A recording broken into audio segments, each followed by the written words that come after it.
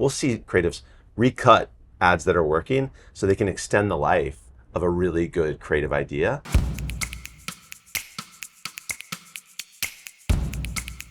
I'm Stephanie Paterik, Editor-in-Chief of The Current, and we have a special guest in the studio today. This is Kevin Krim. He is CEO of EDO, and I'm so happy to have you here. Thanks for having me. So I know that EDO has been around for about 10 years, but can you take me back to the beginning? What was your motivation in starting it, and how did it come together? Yeah, the inspiration for EDO was my background. I spent the first third of my career as an advertising product manager doing early search ads and early social ads. And then middle third of my career, I moved out to TV and I built out that first generation of digital products, the first streaming apps on mobile and connected TVs. And I was struck by how different TV was from that original world. And what I realized was that as streaming became the preference for consumers and for advertisers, and even for publishers, inevitably we would want a pricing mechanism and a measurement mechanism that is more similar to what search advertising and social advertising do so elegantly, which is optimize automatically for outcomes. And so we built EDO to be a fully syndicated outcome measurement platform for this convergent TV future. And it's worth pointing out that one of your co-founders is Edward Norton. That's right. I think that's gotten a lot of attention. Why is Ed Norton part of an ad tech company?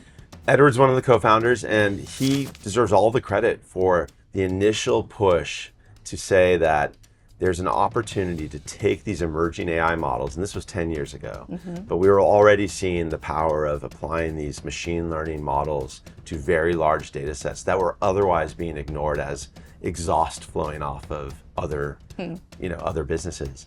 And what he said was, as a filmmaker, as somebody who cares a ton about the creative process, I and my friends are making fewer of the kind of films we want to make because of the hugely expensive efforts around marketing those films. And if we can make that more effective, make it more efficient on a impact per dollar basis, then we're going to be greenlit.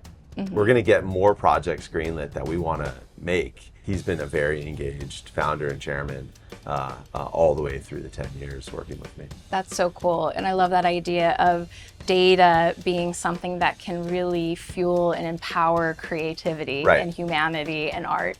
Right.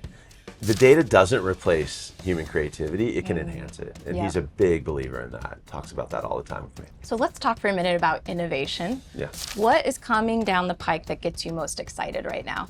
What we care a lot about, and I think is really intriguing, is how verticalized AI, or just simply vertical AI. Yeah. What we like about vertical AI is that our industry is pretty specific.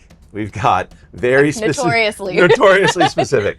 And what we're finding is that if you specially build AI models, and more importantly, really, train them on industry-specific data sets to solve industry-specific problems, you're going to have a better result than if you take the generic approach. And so what we've done is taken 10 years of linear TV history, 4.5 years of streaming TV history across the whole landscape, and we've trained these models on literally trillions of impressions.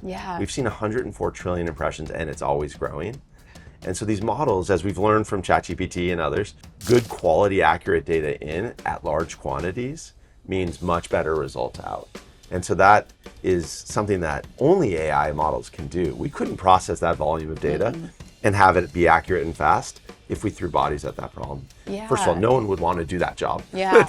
Some of these things are incredibly tedious, and we would be inevitably making mistakes, and we'd be slower than these machines can be. So we think verticalized AI is a really great and powerful application of these AI models. Yeah, so I know you recently announced an integration with the Trade Desk. Can you tell me what sort of insights can marketers expect from your data? We like to say it really, when you look at the kind of outcomes we measure, and I should explain it, you can know what works. And the reason you can know that is because these are predictive behaviors that we're measuring. We're measuring branded searches, branded website visits, app usage, after somebody is exposed to an ad across convergent TV, both linear and streaming TV. What we're seeing is the lift above normal baseline behaviors of people engaging with these brands entering the funnel, showing signals of consideration and intent that are leading them eventually to purchase, to loyalty with a brand, but you don't have to wait for it. Yeah. It's very large signals of data Yeah. that are very powerful to use for models around what's the best audience segments, what's the best media context, what's the best creative formats or even creative messaging.